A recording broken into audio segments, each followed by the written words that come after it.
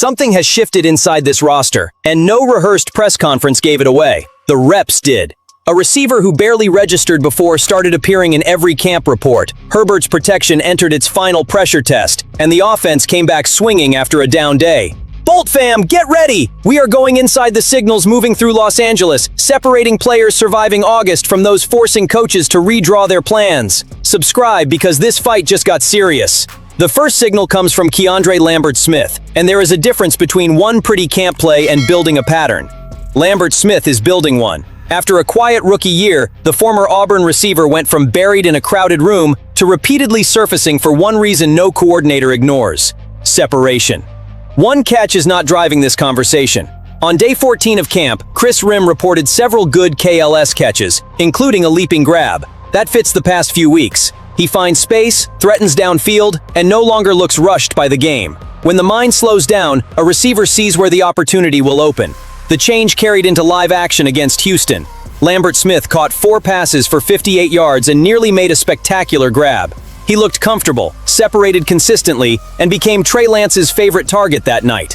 It does not hand him a starting role, but his practice production traveled when the lights came on. I like how this push is building. No campaign based on his 5th-round status. No desperation ball needed to get people talking. He is making quarterbacks find him and coaches account for him.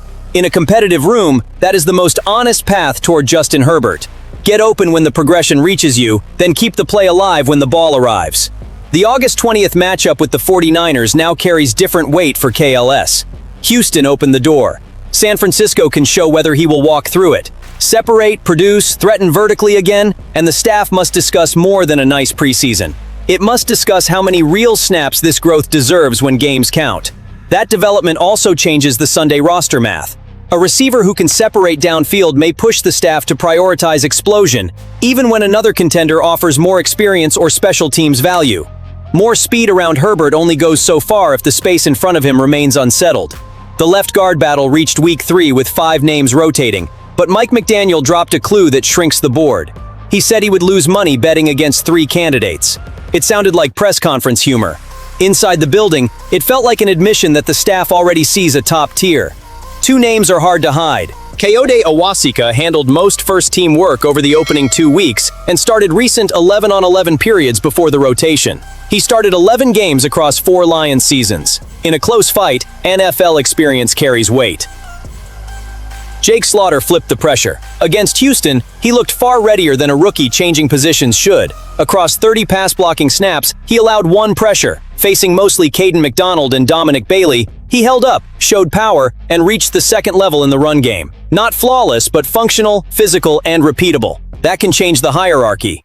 McDaniel did not reveal the 3rd member. The most plausible read is Branson Taylor. He appeared in 1 game as a rookie, but the staff praised his off-season transformation. Stronger and more athletic, he may be closer to this race than outsiders expected. Trevor Penning and Trey Pipkins' 3rd complete the 5, though both trail. Penning works mostly with the 2nd and 3rd units. Pipkins returned to first-team tackle during Rashawn Slater's absence. Nobody crossed them off, but reps speak. The tension sits between youth and trust. Lambert-Smith brings experience. Slaughter brings accelerated growth. Taylor brings transformation. McDaniel is not comparing isolated blocks. He must project which combination communicates, handles stunts, and keeps the design alive when defenses change pressure. Harbaugh set a 10-practice window, and 8 had passed when McDaniel spoke. San Francisco may be the tiebreaker nobody calls one. Lambert-Smith offers experience. Taylor wants to turn development into surprise. Slaughter brings the loudest momentum. My demand: pick the player who stabilizes the interior and preserves this offense's physical identity, not the safest resume. Herbert cannot pay for August indecision on a September 3rd down. The job remains publicly open, but the reps say the circle tightened, and Slaughter took the middle. But Bolt fam, here is where the story gets interesting. Justin Herbert answered before the left guard debate cooled. After a practice demanding a response, he came out dialed in, spread the ball around, and led multiple red zone scores. This was more than a clean stretch restoring confidence. It showed what this system can become when protection gives routes time to breathe. Herbert connected deep with Quentin Johnston, Brennan Thompson, and David Njoku. 3 targets, different roles. 1 message: if the front cannot get home, the whole field is exposed. The offensive line therefore deserves as much attention as the throws. It had a much better day against the Chargers' front, and the offense regained space, rhythm, and vertical intent. Skip the empty hype. One great practice does not fix protection or guarantee every deep connection survives tighter games. But the response matters. Strong offenses slip in camp. They identify why, then attack again. Herbert did not hide behind safe throws to create an orderly session. He opened it up, tested different weapons, and stretched every layer of the defense. That pressures his own roster too. Anyone unable to match that speed loses relevance fast. Njoku's name unlocks an especially aggressive possibility. A vertical tight end changes the defensive answer while Johnston and Thompson stretch coverage outside. One camp morning is not the offense's final blueprint. It does show McDaniel has tools to manufacture conflict, and Herbert will use them. Distributed deep shots keep a secondary from choosing one target to erase. If Johnston draws help, Njoku can attack linebackers. If the defense closes the middle, Thompson gets room. Herbert gains answers before the snap and punishment afterward. That variety fights predictable offense asking its quarterback for a miracle every third down. That was the bounce back I wanted. Not a timid practice avoiding mistakes, but an offense resetting and pushing again. Herbert's arm was never the uncomfortable question. The structure around him was. That response matters because aggressive systems only work when execution survives resistance. When the line won and targets broke open deep, the answer flew across the field. Now comes the standard separating a flash from an identity. Repeat that aggression when defenses adjust, squeeze windows, and attack the quarterback's comfort.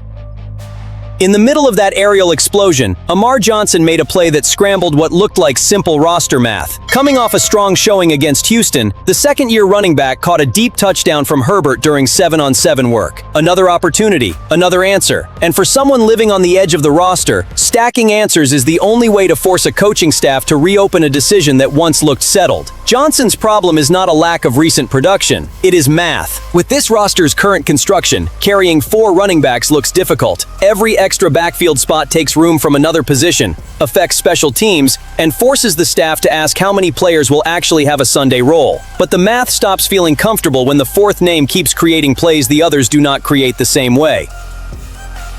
Johnson is doing exactly what a player in this position has to do. Turn limited touches into an argument. The deep connection widens the evaluation too. It suggests value beyond traditional carries and puts potential passing game matchups on the table. If he can release from the backfield, threaten space, and finish the play, McDaniel has a piece he can feature in specific packages without feeding him constant volume. There is a great side effect to this race as well. Every Johnson play raises the standard for players who looked safe. A competitive camp is not only about finding the last man, it is about preventing comfort across the entire room.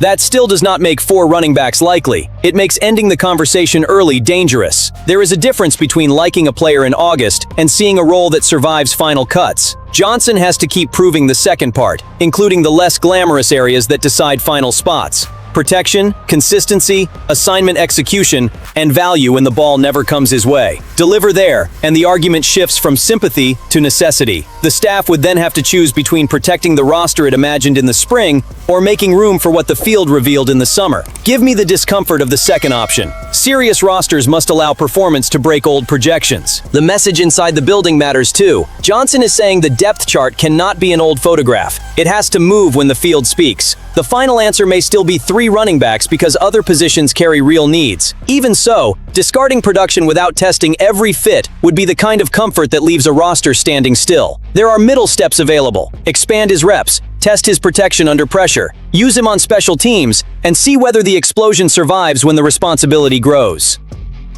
So I am opening the fan war room. Bring me the case you would take to the coaching staff for keeping Amar Johnson. Do not give me only, "He deserves it." Name the role that would justify that 4th spot and the advantage this offense would lose if he leaves. Because that is the real discussion unfolding in Los Angeles. The touchdown grabbed attention. His complete utility will decide whether he stays in the plan, forces his way onto the roster, or at least earns opportunities nobody saw coming when camp began.